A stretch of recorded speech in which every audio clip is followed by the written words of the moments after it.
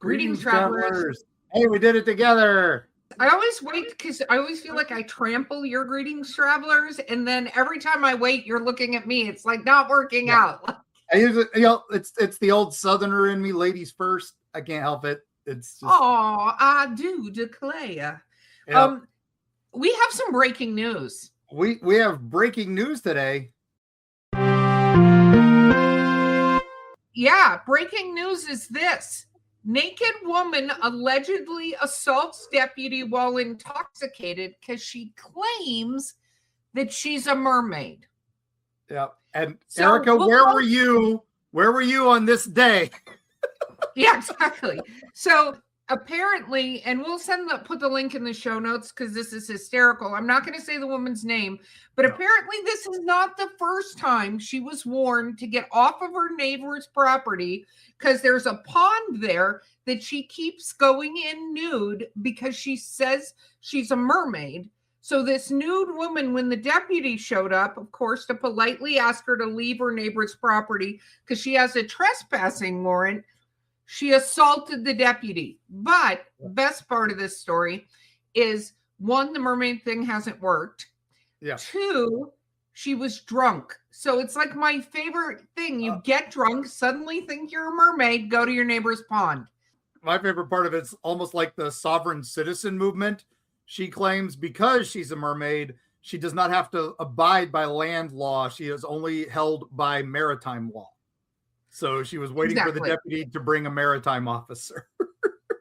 Which, good for her. Good for her. Well done. Well done. Good choices. Making good choices. I appreciate it. So travelers out there, couple little things.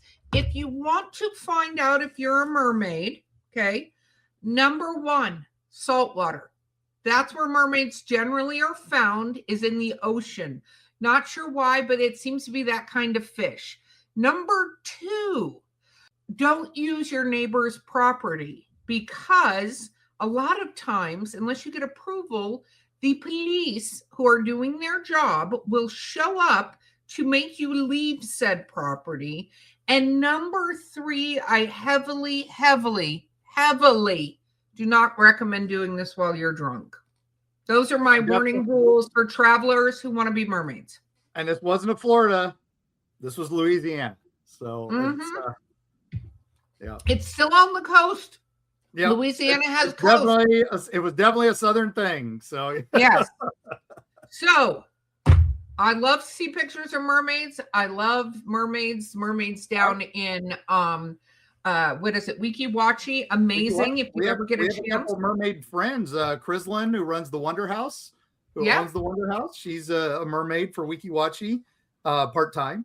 And then Amelia Poole, Hell's Harlequin, does mermaid sometimes too. So yeah. And Paige Lavoie's new book that's going to be up for pre-order any moment now is My Boyfriend's a Swamp Monster, and it's set down at the Weeki Wachee area. So it's kind of where also our favorite creature from the Black Lagoon is from. Yeah. So I'm sure we'll be doing more on that, but we're super excited. So anyway, travelers, mermaid advice. We love our mermaids.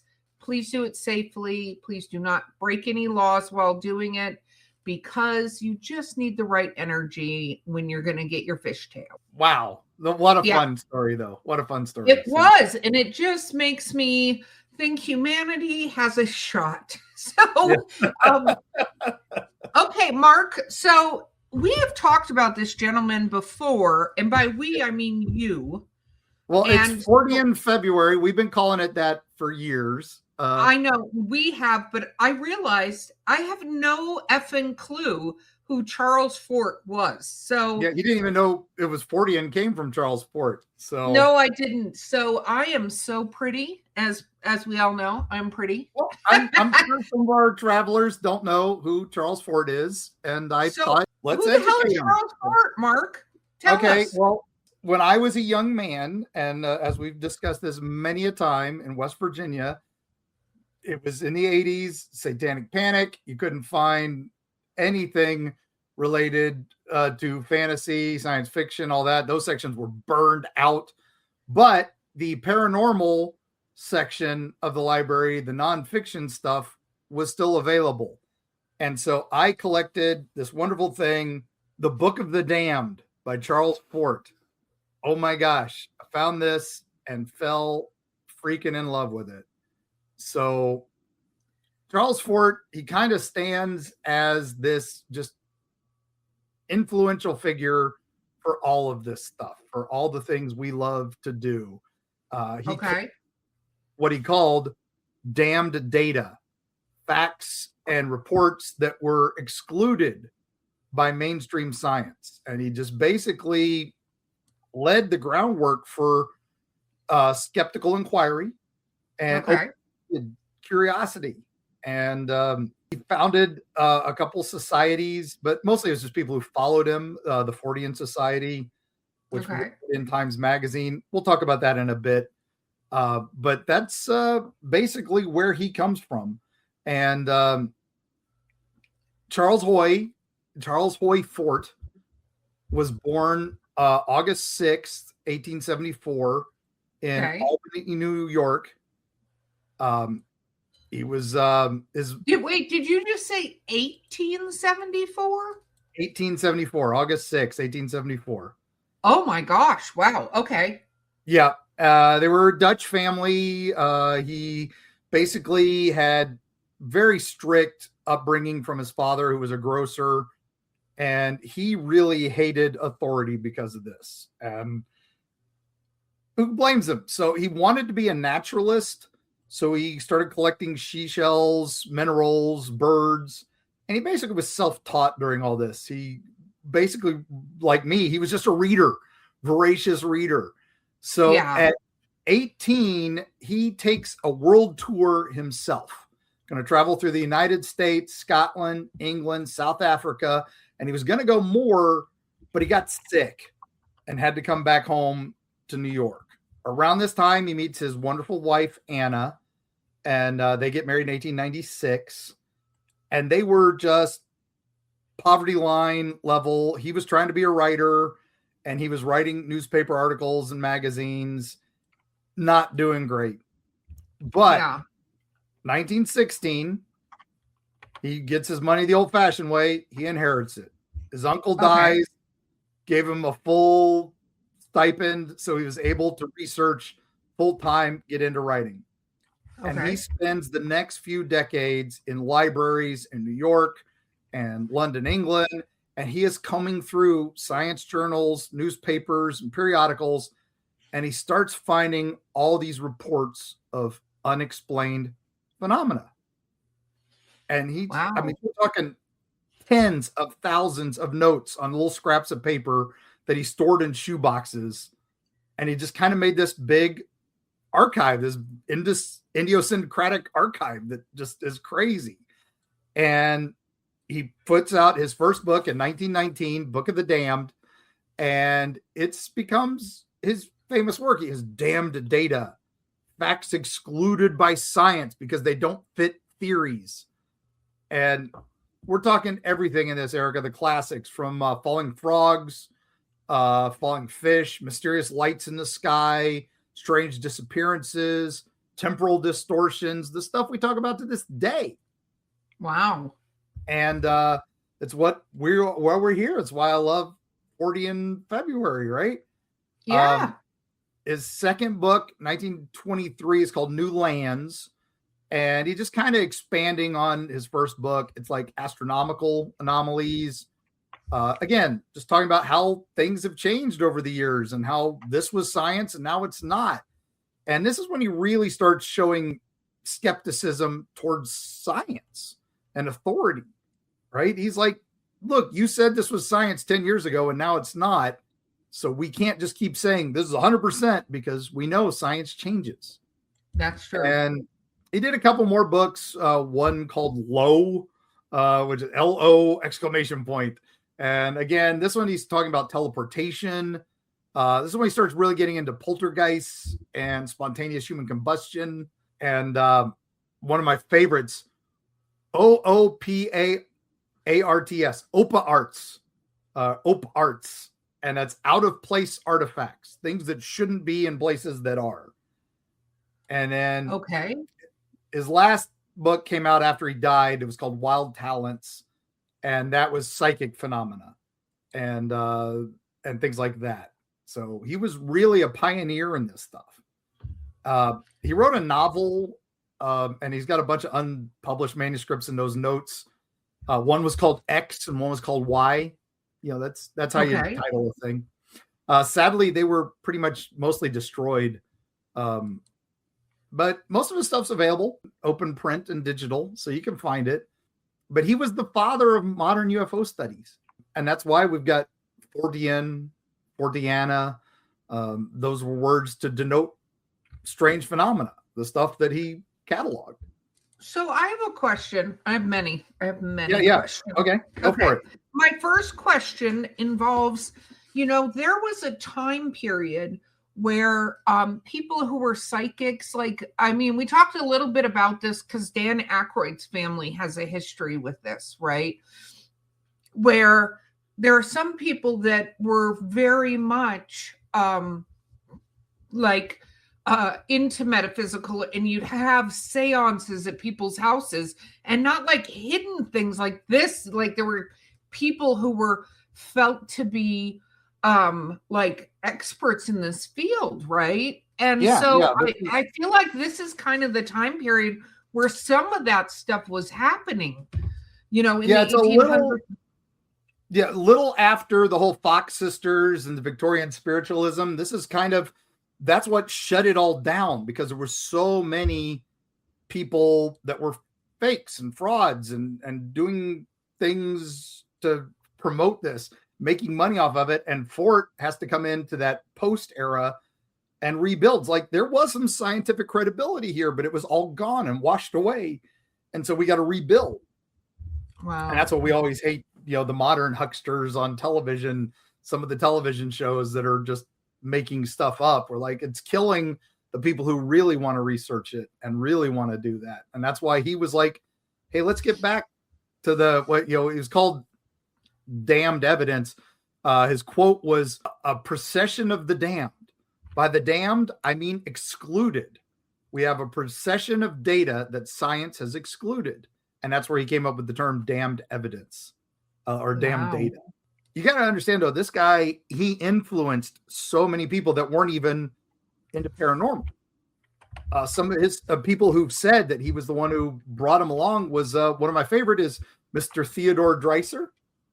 Who's that? And then Philip K. Dick, Robert Heinlein. I know Heinlein. Yeah, they were like, these guys loved him. And that's just where he comes from. And, he basically argues that science orthodoxy is like religious dogma. It's creating boundaries of acceptable knowledge. And if it's inconvenient, just throw it away. Throw it away. We don't need it. And he was trying to be a collector and a curator of this stuff. Sounds familiar, right? He's not defining it. He's not giving explanations. He's just challenging the complacency of established thought. And that's what we do. So how seriously was he taken? I mean, so we went through the time where there was a bunch of fraudsters that had blanketed in the market, which when somebody does that, it then becomes, when people are debunked, we've talked about this a little bit. When people are debunked, we find that then there's a rash of overall debunking, right? Like everything's wrong. Everything's wrong. If one thing's wrong, everything's wrong. Yep. Yeah, which is so weird in this field where they don't you should take things as an individual nucleus unless they're truly connected, and not by the type of event, by the human that's saying the information, right? That's my belief, which sounds very convoluted, but basically it's one thing if you say something and then I agree with you because we're connected. We do Eerie travels. That's what we do. Yep. But if we say something and then somebody else who's not connected with us says the same thing, don't take one or the other. Anyway, that's the whole thing. But at the time, was he well regarded? He was off and on. Like I said, he was pretty popular. That first book was a huge hit. And now a lot of scientists were like, oh, this is garbage. This is garbage. And so, of course, he was relegated to off the beaten path. I mean, but some of us, that's where we get our collected materials because he was documenting. I was always document. He was, exhaustive note taker, and he cross-referenced everything, and he refused to settle on definitive explanations. He was just, I love he described it as suggestions and groupings and stimuli. That was how he did his evidence. Basically, he's just like, it's exploratory. I know it's exploratory. And he was skeptical. He wasn't just skeptical about science, but he was skeptical about, priestcraft, orthodoxy, and also the fact that these schools were teaching it 100% has to be this way. It's like, there's some gray area there. Come on. Let's look into this. So, I mean, he was basically collecting reports from newspapers, science journals, books. He'd organize it into these thousands of categories. And then that was it. But he'd also use, one of the reasons I love him, he used irony and humor. And he just kind of played with his language a little bit just to show that, let's talk about this stuff. Right? Let's look into it. One of his first cases he documents, the one that sticks with me, is the Reign of Frogs from 1870. What? Yeah, this was in France. What is the Reign of Frogs? That's what I'm going to tell you. So summer of 1870, villagers in France just kind of look up to the sky, and it's storm clouds, but it's not rain, frogs. Witnesses describe thousands and thousands of small amphibians tumbling from above and splattering onto the cobblestones in the fields. Wow. Local reporter says the frogs fell in such numbers that the streets were carpeted with them. Some were hopping in confusion. So no storm, no water spout, no nearby pond to explain the deluge, just dark clouds. Farmers swore many were alive and healthy, not swept up from the mud or marsh. And Fort just seized on this account. He's like, science would dismiss this as impossible. Yet here we go. Multiple witnesses preserved in print. And Fort says, look, reigns of animals were not isolated curiosities. They are around. I've seen other places. I've got other stories.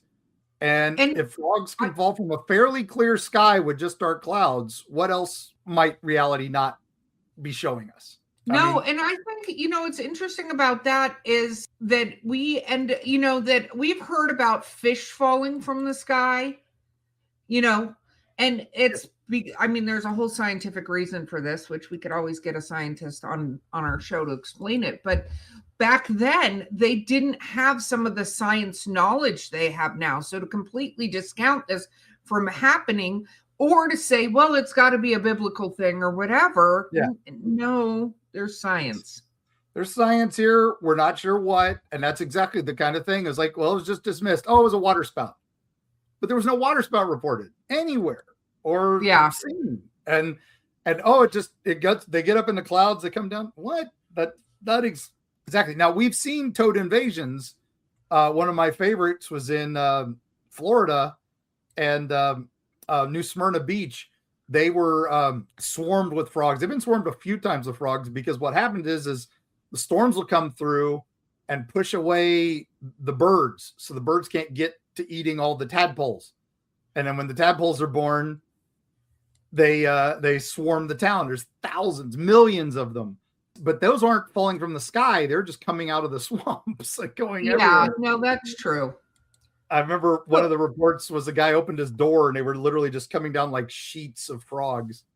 Oh, so, yeah. I don't like that at all. It's some crazy stuff. It's wrote about that in Eerie, Florida, available fine bookstores everywhere. Or off of our Eerie Travels website. Or Eerie Travels website if you'd like to get a signed copy. Code Travelers. Not intending to make that a sales pitch, but I think that's fascinating.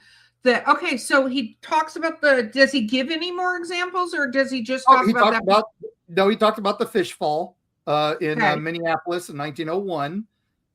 Remember, this is pretty current for him. So he was able to talk to eyewitnesses and stuff. This is in 1901. Minneapolis were suddenly startled by the patter of little fish striking their rooftops and streets, mostly perch and bass, and they were flopping around. And the local newspaper described it. His quote was, hundreds of fish scattered across several blocks with no storm to account for them. Witnesses insisted the sky was clear, the air was still. One man recalled, I was walking home when I heard a strange rattling. I looked up and fish were falling all around me. Now, Fort loved this one. You can tell what he's writing about this one. He's just giggling. He notes that it's the scientific explanation was water spouts. Water spouts cannot lift fish without mud, debris, and other things, or even water. These are just fish. And he said, I love his quote was, the universe itself might have mechanisms of transport unknown to science. So they're teleporter rays. No, exactly. But that makes them. Yeah, exactly. Okay, another one. Now, this is in 1888. This is in Woodstock, Maryland. This is a different one. February.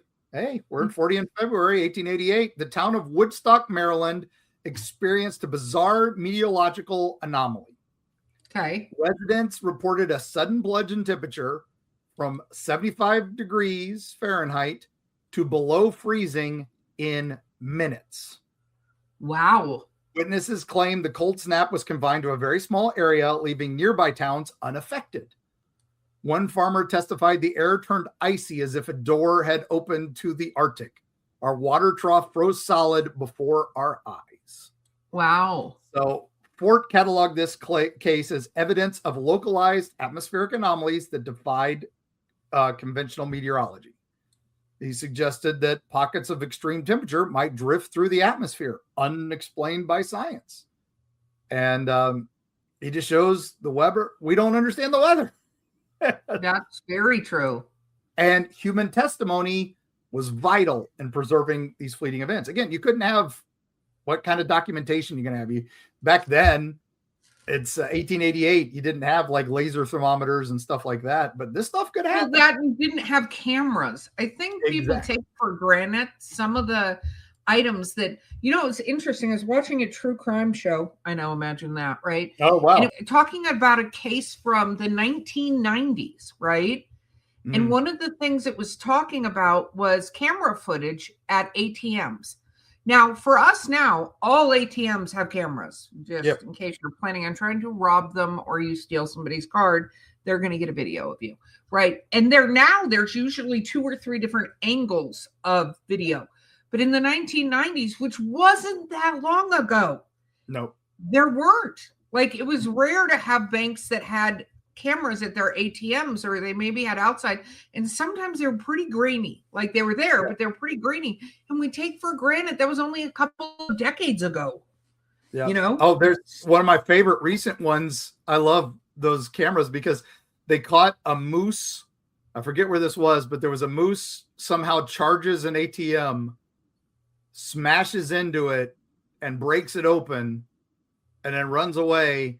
And this guy hooded comes around the corner and scoops up $200,000 plus of cash and runs. And nobody knows who he is. And they're like, we found the moose later. It was fine. It was probably like it saw its reflection somewhere near the ATM. So it, crashed into the ATM. But, the guy got away, and they're like, we kind of want to charge the moose for losing the $200,000. He at least owes the state a lot of money. You're going to work it off in the zoo, buddy. Yeah, but again, who would have known if we didn't have that camera catching that? We'd have just seen the money was gone. Somebody busted into the ATM, and I love that so much. Yeah. All right, a couple more before the break. This is the USS Supply. This is out of San Francisco in 1904. Okay. So August 31st. The crew of the USS Supply reported 3 luminous objects moving against the wind over San Francisco. Naval officers described the lights as oval, glowing, and maintaining formation.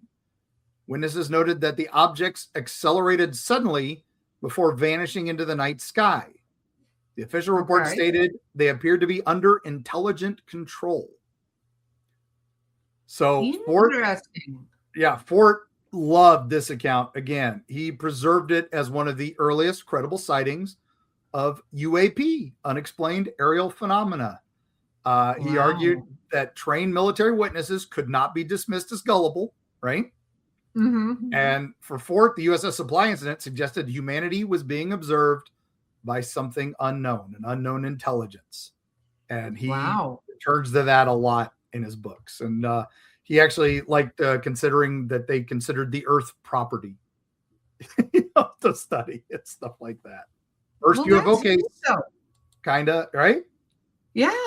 1904. No, that's really, I mean, what I like so much, and I know we're going to have to take a break in just a second, but one of the things I really like is that he does not go, this is an X. Right. He's like, we don't know what this is, and stop discounting that it doesn't exist, which I think is brilliant. Yeah, and that's, you see why I love him? You see why we got to do 40 in February? Yeah. Okay, one more before the break. This was probably one of the most famous ones. This is in Devon, England, 1855. In February, after a heavy snowfall, which we just had when we're recording this, residents awoke to find mysterious hoof prints stretching for miles. The tracks crossed rivers, climbed rooftops, and continued in straight lines through the villages. They described them as cloven, resembling the prints of a goat or donkey, yet no animal could have traveled that terrain. The print. One of my favorite quotes is, "The prints were over my garden wall as if the creature had leapt in a single bound." Newspapers dubbed them the devil footprints. Sparking the devil fear. Footprints, really? That's where they went? That's where they went, because only the devil could walk straight up a wall over the top and down the other side. And Fort revisits this case a couple times in his various books, because he's really talking about the continuity of tracks. Because animal tracks, you watch them, they'll, like if it's a squirrel track, they'll run to a tree and it'll disappear. This is just continuing on, because they climb the tree, they do whatever. This was continuing, and they were hoof. So it wasn't like deer prints or horse prints or something like that, because they were going up things and around things, over roofs. Deer don't generally do that. Goats, maybe, but not that far. They wouldn't go miles. And he's convinced it wasn't a hoax. This is a genuine anomaly, because many witnesses reported it. They all documented it. And again, this was his damn data, just evidence too strange for science to accept. I wonder if this is where I go, was it Fae? Not a devil, but was it Fae? Yeah. Again, I like to call it preternatural stuff we don't understand yet. Maybe we should start calling it Fortean, something we don't understand. So yes, I like it. Fortean, something we don't understand. All right. Well, let's think about that while we hear from these people we don't understand, our sponsors.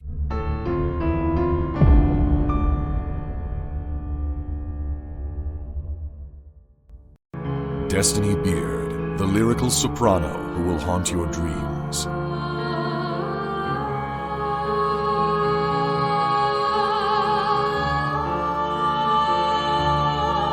With her alluring melodies and intricate harmonies, this dark siren of wistful song shall capture your soul and lead you into the night. Check out Destiny's new single, The Haunting Is Over, with international musicians Sam Haines and Gary Bennett, as well as her other musical works at destinybeard.com.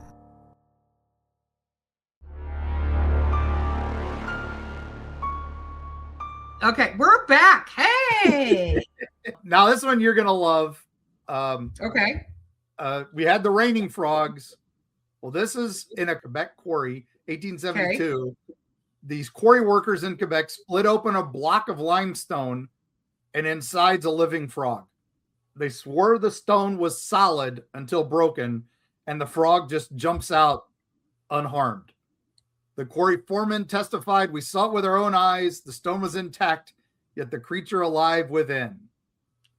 Yeah, well, we have seen that though. I mean, not back then, but we've even seen the frogs now that you can like freeze and bring back to life.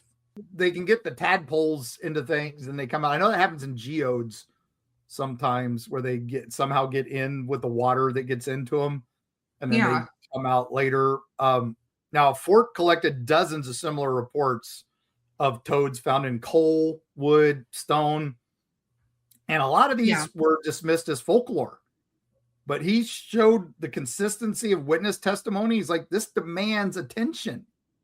Now, again, he was trying to figure out this unknown process that might allow him to survive in suspended animation, something that was beyond human understanding.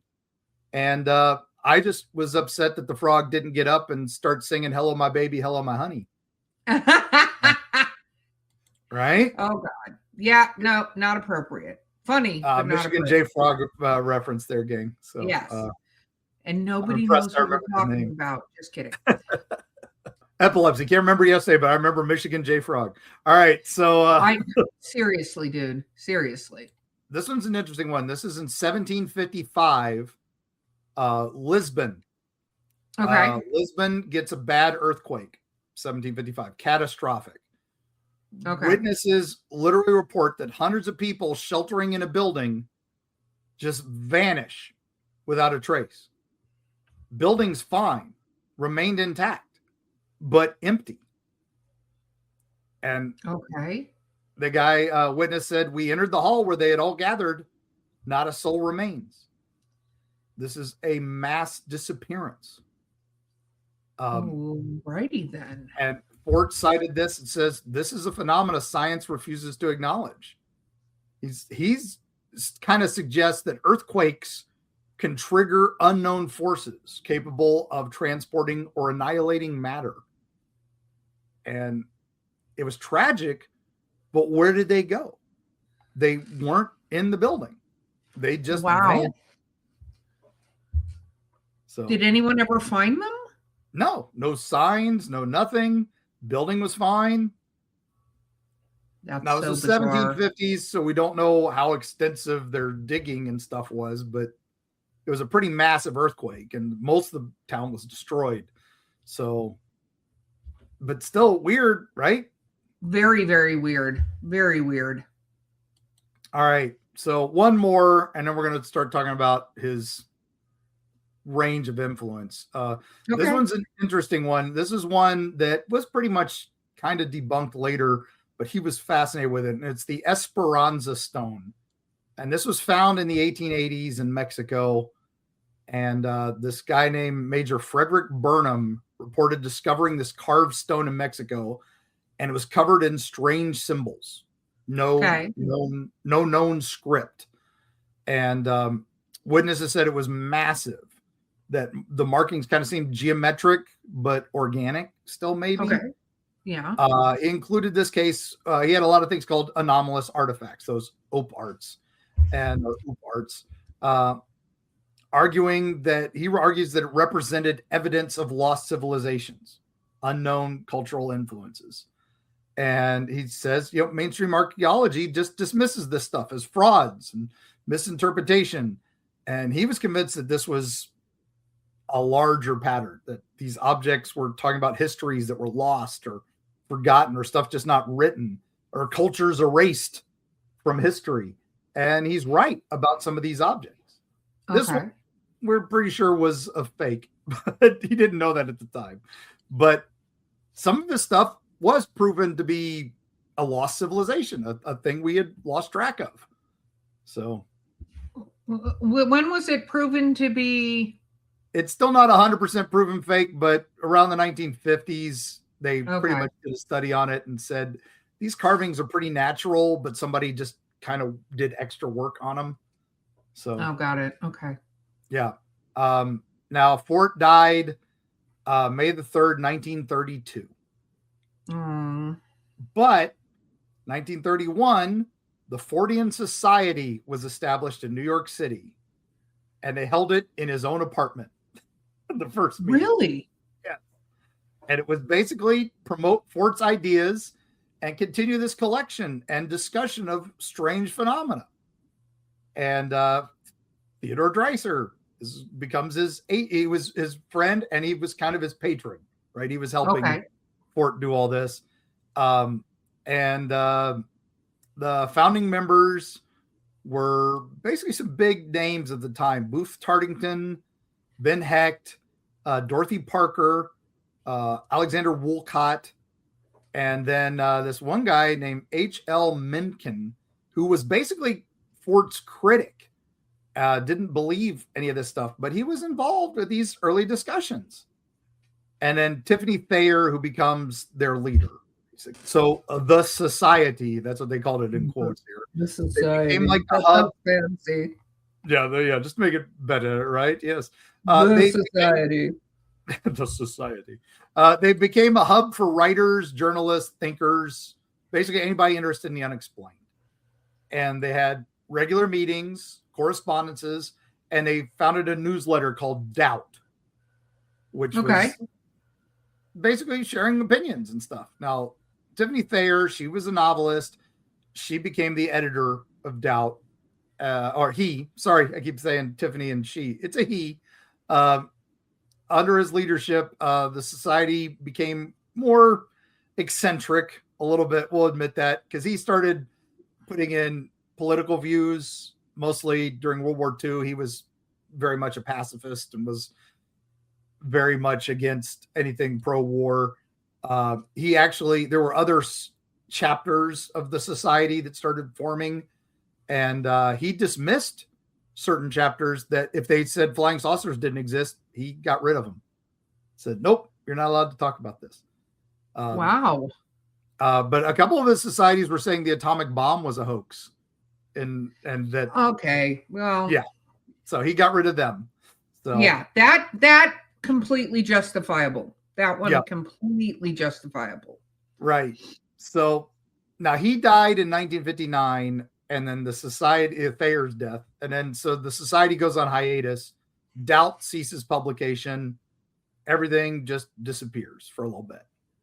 Okay. But a couple years later, in the early 60s, these two guys, Ron and Paul Willis, got the Fortean Society's materials and most of Fort's original documentation. And they revived the movement as the International Fortean Organization. Info. I love it. That sounds brilliant. Yes. So 1965, Info becomes the Info Journal, Science and the Unknown. And they even organized the first annual Fort Fest, first continually running paranormal conference. I love that. Is that still running? No, occasionally there is a Fortean event, but sadly the Fort Fest. I think we need to bring it back, right? We absolutely need to bring it back. Yeah. So they did create a global network of Fortean researchers. And they got this guy named John Keel to be one of their researchers who would do the Mothman and all that. This is unfortunate how this is going as far as the people added to this. Oh, well, we love John Keel. He was boots on the ground and all that. Colin Wilson, John Mitchell, a few other Fortean names. Now, Fortean Times comes out in 1973. And this British enthusiast, Bob Brickard, he basically launched the thing called The News, a self-published newsletter, and it compiled the reports and basically in the spirit of Charles Fort. And then he started corresponding with Info, and he's producing his own stuff. So, but in 1976, after 15 issues of The News, he decides it Fortean Times. He's basically just going to honor Charles Fort. Oh, and that's awesome. It's great. It stays around for decades. It's still around. It became the premier journal for anomalous phenomena. I loved it, and I still love it. It's basically humor, skepticism, and wonder, right? That's all you got to put in a book or in a magazine. Yes, it's true. And I like that it has that degree of skepticism, and it's not like you must believe this, but it is like, this is weird. This actually happened. We're not saying what it is, but yeah, I love that.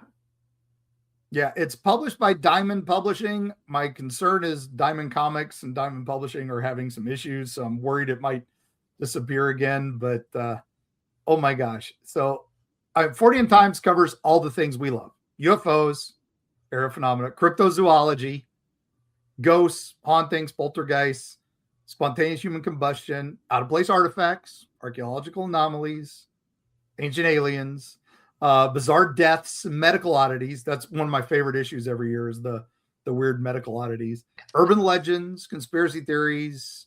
They also talk about miracles, religious phenomena, and then unusual weather events like raining animals, strange color rain, stuff like that. Very cool. And I assume you're literally subscribed to it. So. Oh yeah. Been subscribed for decades. One of my first things I read about there was the Enfield poltergeist. That's what started it all. Was 1977, 79. They really went into a detailed examination of that poltergeist case. That's one of our favorite ones because something did happen there. Yeah, and we've got lots of documentation on it. Ignore the second Conjuring movie. Watch the Enfield poltergeist on Apple. They have the original recordings and stuff of the voice, and it's crazy. They had one thing though for you, Erica. From 1955 to 1956, they were researching the Fairy Investigation Society, and they had reports on fairy sightings and folklore. I love that. Yeah, they really went into the deep census of it for British encounters. They had a full census. Well, that's cool.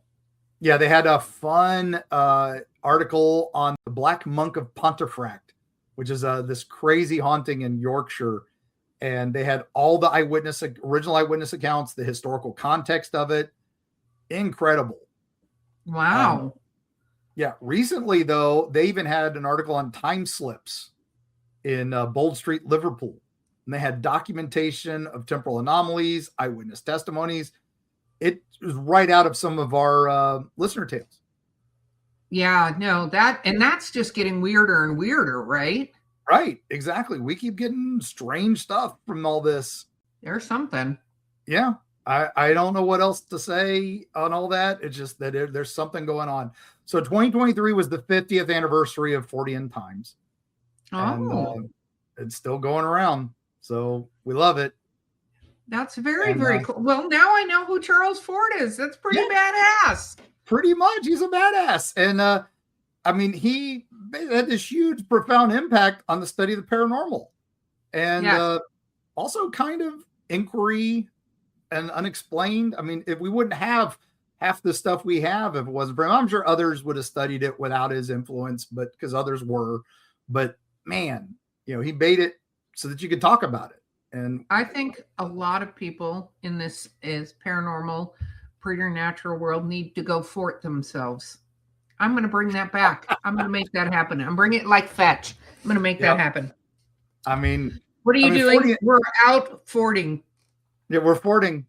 I like it. We need to make it happen. Yep. Fortean Times. I mean, it's mentioned in X-Files. It's mentioned in a lot of other stuff.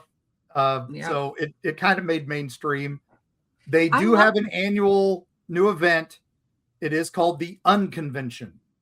Oh, what is the Unconvention? It is basically enthusiasts, researchers, and skeptics, and they all get together to collaborate. And it's interesting. So I love that. Now, Fortean skepticism is a little different from our friends Daniel Reed and the guys at the Skeptic Society. It's different than science skepticism in a couple important ways. They both value critical thinking and empirical investigation, but the Forteans are more concerned with the dangers of excluding data, what they call type 2 errors. They don't worry about risking false claims, which is a type 1 error. They want the importance of documenting the anomalies, maintaining agnostic openness, and kind of saying, hey, sometimes these institutional pressures, they lead to wrong things. So that's why there's tension, but there's dialogue between both versions of skepticism. Of course, skeptics say, oh, it's pseudoscience, but that's why the whole point of Forteanism is you can't just exclude it all. Yeah, no, I was going to say something like, well, it's pseudoscience. Yeah, you could be 10,000% correct that it's pseudoscience, but the truth is that things that previous like, let's talk about gravity, right? Yeah. We can go all the way back to that's not a thing. He's crazy, blah, blah, blah. Gravity's a thing. Like, so what? Anyway, I don't think excluding now, if you can disprove it, exclude it. You can disprove it. It's Once you crazy. got But it. I was going to say, one of our patrons, I'm not going to say his full name, Mr. Rick, did pins for us that said stay spooky. And so, Rick, I'm throwing this out to you, my friend. I feel like we need a Fortean one. Either I'm going Fortean or go for it yourself. Because I think that should be used in the context of go explore, really look into things. Don't decide what it is before you've done all your relative research. Yeah.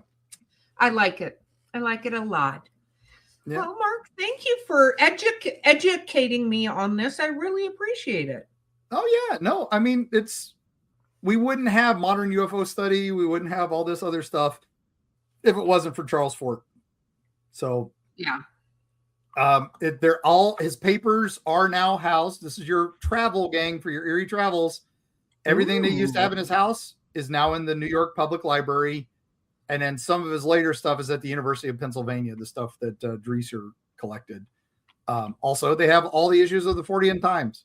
So you can do that. I mean, that's indispensable research material, right? Oh, yeah. No, and go see how people thought back then. Like, that's the importance of it, is you don't have to agree. Just doing something doesn't mean you agree with it. It just is worth the look. And this is a fun piece of our history. Preternormal, preternatural people. Yeah. Yeah. This is a legacy, man. This is to have that much legacy from one man who just devoted his life to it. He was fascinated by it. He studied it. And it's a goal, man. This is life goals. There you go, buddy. So yeah. Well done, Charles Fort. I'm glad we brought some light to my friend. All right. I think he'd be cool. He'd be somebody I'd travel to go meet. Yep. I hope we can get in a Wayback Machine and bump into him sometime. So that would be brilliant. Well, Mark, now that you have educated me on this, where are we going from here?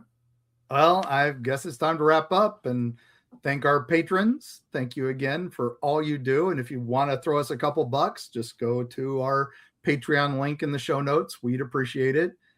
Thanks to our Discord guys who keep up the good fight out there and talk to us and recommend show ideas. We're using a bunch of them. So thank you so much. And gosh, thanks, Charles Fort, for setting us on the path. I mean, I'm just going to wrap it up here. So we've got Charles, you left a legacy that's incredible. We've got the Fortean Society, we've got info, we got the Fortean Times, all these things help preserve your vision and just kind of foster this global community dedicated to exploring the strange and unusual. And it's the Fortean tradition, man. We are in an era we've got scientific triumph, we've got uncertainty in the world, and the Fortean tradition, man, it is open-minded skepticism and imagination with engagement with the unknown. I mean, this is, if you're out there investigating raining frogs, poltergeists, or digital anomalies, we just got to ask the questions that others ignore. And we just got to remember the world's stranger and more wondrous than we can imagine. So thank you, Charles Fort and the Fortean Times. Keep up the power of curiosity, skepticism, and that pursuit of the unknown. And we will see you on the other side.